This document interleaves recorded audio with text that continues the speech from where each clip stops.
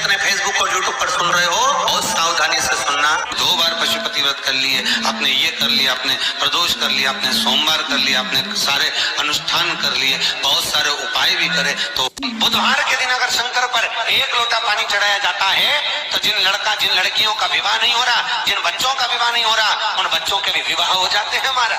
आज फिर निवेदन करूंगा इस नेपाल देश की पावन धरा से डोलेश्वर महादेव की कथा में निवेदन करना चाहूंगा। जो बेटा बेटी नौकरी के लिए अप्लाई कर रहे हैं, जो बेटा बेटी चाहे सरकारी नौकरी हो, प्राइवेट नौकरी हो, सर्विस के लिए अप्लाई कर रहे हैं, उन बेटा बेटियों से निवेदन है, अगर कोई 1 मुखी से लेकर 14 मुखी तक रुद्राक्ष है तो उसको तांबे के कलश में जल भरकर रुद्राक्ष को डाल दीजिए और 1 चम्मच से रुद्राक्ष को निकाल लीजिए या कोई वस्त्र रखकर दूसरे पात्र में जल को छान लीजिए। उस जल को अपनी मनोकामना कर कर बेलपत्री के पेड़ के नीचे हाथ से सींचन कर दीजिए महाराज, हाथ से सींचन। और बेलपत्री के पेड़ के नीचे हाथ से सींचन कर कर हल्दी का स्वस्तिक बना लीजिए। हल्दी का स्वस्तिक बनाकर उसी स्वस्तिक पर घी का दिया, चौमुखी दिया रखिए।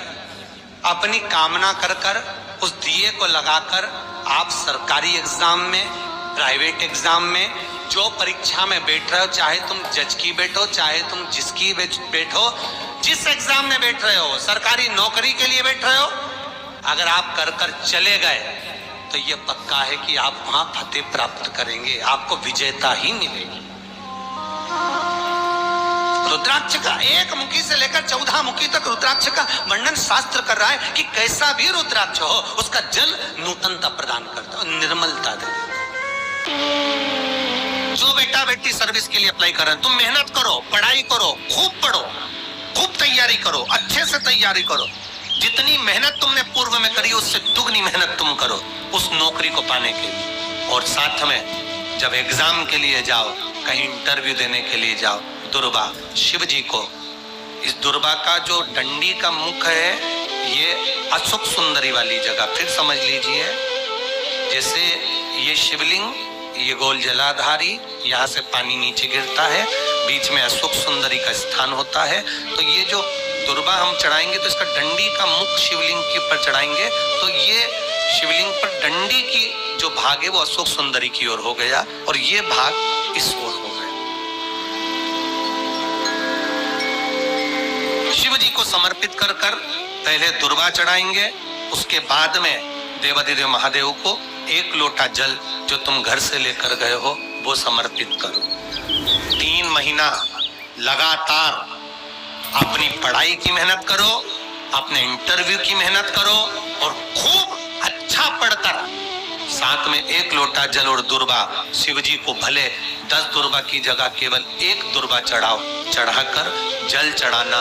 3 महीने तक लगातार बाबा से प्रार्थना करना। विश्वास कहता है अगला पत्र तुम्हारा व्यासपीठ पर होगा, नौकरी मिलेगी निश्चित। आप करो मेहनत, कर्म करने में पीछे मत हटना, पढ़ने में पीछे मत हटना, विद्या अध्ययन करने में पीछे मत हटना, अच्छी एजुकेशन पाने में पीछे मत हटना। पहले मेहनत अपनी करो। पूर्व में जो इंटरव्यू दिए हैं उसमें जितनी कमी रह गई, अगली कमी को पूर्ण करने के लिए अच्छी मेहनत करो, खूब पढ़ो, खूब अच्छे से विद्या अध्ययन, और फिर बाबा पर समर्पित होकर जाओ, बाबा पर विश्वास कर कर जाओ, भरोसा पूरा कर कर जाना। इंटरव्यू देते समय अपना विल पावर मजबूत होना चाहिए कि मेरे साथ मेरा काल अधिपति महाकाल है, अब निकल कर मानूं। हम दुकान खोलते हैं, कपड़े की दुकान खोल रहे हैं, किराने की दुकान खोल रहे हैं, लोहे की दुकान खोल रहे हैं, भंगार की दुकान खोल रहे हैं, किराना की दुकान खोल रहा है, पान की दुकान खोल रहा है। हम दुकान खोलते हैं पर दुकान खोलने से पहले तुम्हारे 2 मन हो जाते हैं, चलेगी कि नहीं चलेगी, खोल तो लूंगी, चलेगी कि नहीं चलेगी।